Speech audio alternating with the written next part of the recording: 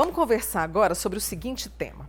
Eles são considerados gênios da humanidade. Eu quero apresentar para vocês. O compositor alemão Mozart, lembra dele? Com apenas 5 anos, escreveu seus concertos. O Albert Einstein, cientista aos 7 anos, mostrou ao tio o teorema de Pitágoras, que a gente conhece.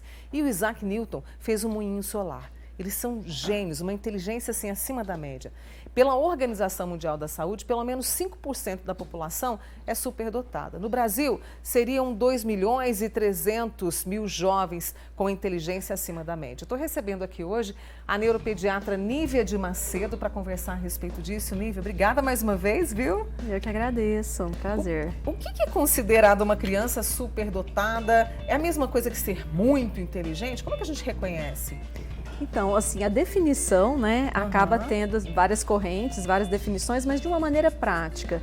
Seria aquela pessoa que se destaca, consegue no saber ou no fazer, estar acima da média das outras pessoas. Então, quando a gente pensa nas variáveis biológicas, a gente tem uma média, né? Algo que às vezes extrapola a média para cima ou para baixo, que a gente vai ter esse olhar aí, né, de uma habilidade ou às vezes de uma deficiência, mas quando a gente fala das altas habilidades é porque se destaca.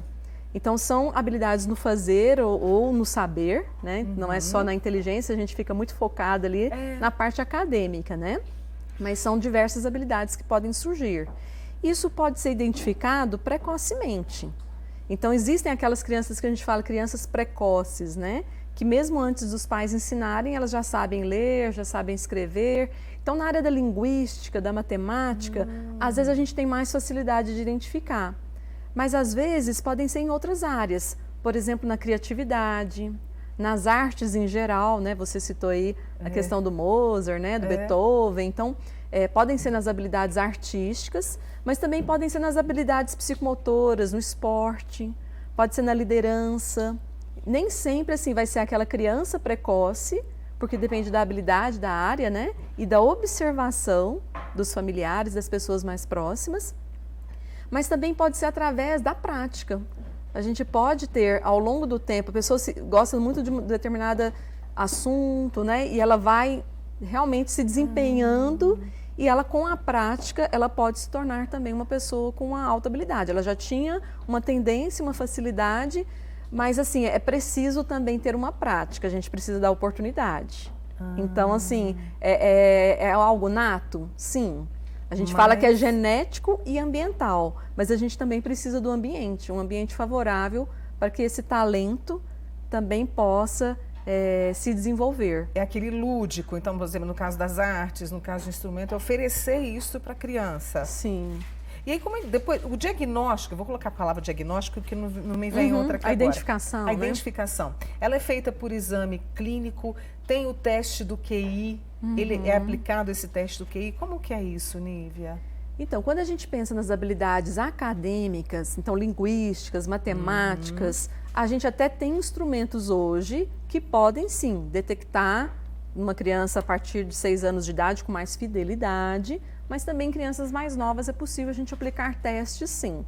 Então, a gente vai fazer uma mensuração, né? Por exemplo, desse QI, desse quociente de inteligência.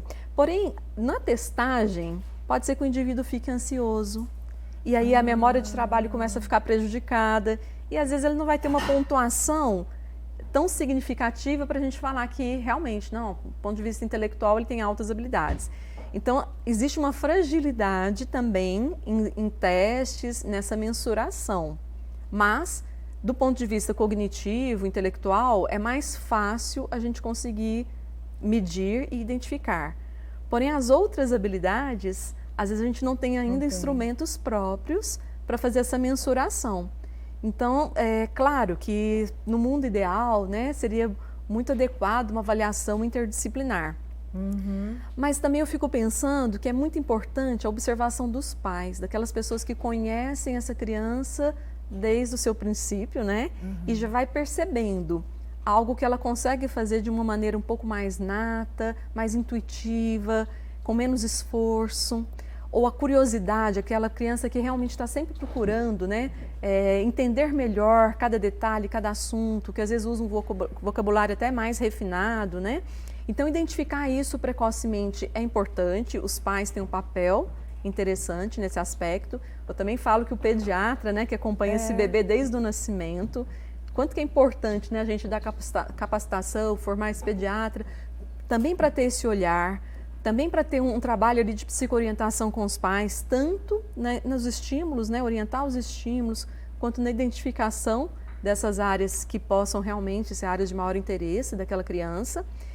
E os professores, né? Então, o quanto que é importante o professor que já trabalha com essa criança hoje tão nova, né? A criança não vai para a escola mais com 6, 7 anos, como na nossa época, né? É verdade. A criança vai tão precocemente para a escola, então ter esse olhar também dentro da escola. Então, assim, uma equipe que possa fazer uma avaliação pode ser importante, mas a identificação disso pode ser muito precoce, né? E com esse pessoal que trabalha com essa criança o dia todo, da família, a escola, né? Que possa realmente fazer uma identificação e um manejo. Então, porque eu imagino, assim, eu até tenho uma amiga que passou por essa situação e bate, assim, um medo, uma angústia, por não saber muitas vezes o que fazer, muda de escola, não muda de escola, como ajudar, porque essa criança precisa, como você disse, de incentivo e de estímulo, né? Como é que fica isso, assim, para até acalmar os pais que não sabem, meu Deus, e agora, como é que eu faço? Então, a criança, quando ela vai para a escola, ela fica muito curiosa com o que ela vai aprender lá de novidade. E talvez a criança que tem altas habilidades relacionadas, né, à questão cognitiva, intelectual, em relação aos pares, os que são da mesma idade, ela já está mais avançada. Então, às vezes, ela pode chegar na escola e se sentir desmotivada, porque ela não aprendeu nada novo. Talvez quando a criança chega em casa, o que você aprendeu na escola de novo, né? De novidade? Talvez não vai ser uma pergunta muito interessante para essa criança. Agora, quais foram as experiências que você vivenciou e que foram importantes para você?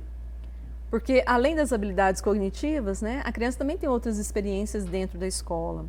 Então, a escola precisa ter esse olhar de quem é o seu aluno, permitir que ela faça suas perguntas, que a sua curiosidade, né, continue alavancando para o seu desenvolvimento e não que ela se sinta frustrada dentro daquele ambiente. A gente tem hoje o atendimento educacional especializado, que é uma sala multirrecurso, multissensorial, no contraturno, e é um ambiente que essa criança pode frequentar e ali fazer grupos com outras que também tenham altas habilidades, que sejam superdotadas, né? E que ali elas possam fazer projetos, que elas possam dar vazão para essa curiosidade, né? Para esse saber, para essas novidades que ela fica muito, né, curiosa para descobrir coisas novas. Então, que elas possam fazer esses projetos ali em conjunto, que ela tenha pessoas ali que ela possa dialogar e que seja um diálogo para ela mais fascinante, né, do que às vezes com as outras crianças da sua idade. Então, esse cenário ele é protegido por lei. Então, as escolas têm, né, essa possibilidade de colocar essa criança nessa sala de aula multirrecurso, mas na sala de aula comum, o professor também precisa ficar muito atento para que ela não se sinta desmotivada. Eu assisti uma reportagem que eu achei muito interessante, um professor contando que ele estava dando uma aula sobre o Egito e enquanto ele falava, esse aluno com altas habilidades começou a montar um jogo. Eu vou interromper aqui um pouquinho, porque parece que deu alguma interferência no microfone da doutora Nívia, é isso, Rafael? Então, vou fazer o seguinte, eu posso ir para o intervalo para a gente ajeitar aqui? Então, você volta contando isso para mim, tá, Nívia? E você, se quiser fazer uma pergunta, ainda dá tempo. Eu vou para o intervalo, mas já volto com a doutora Nívia falando sobre crianças superdotadas. Até já.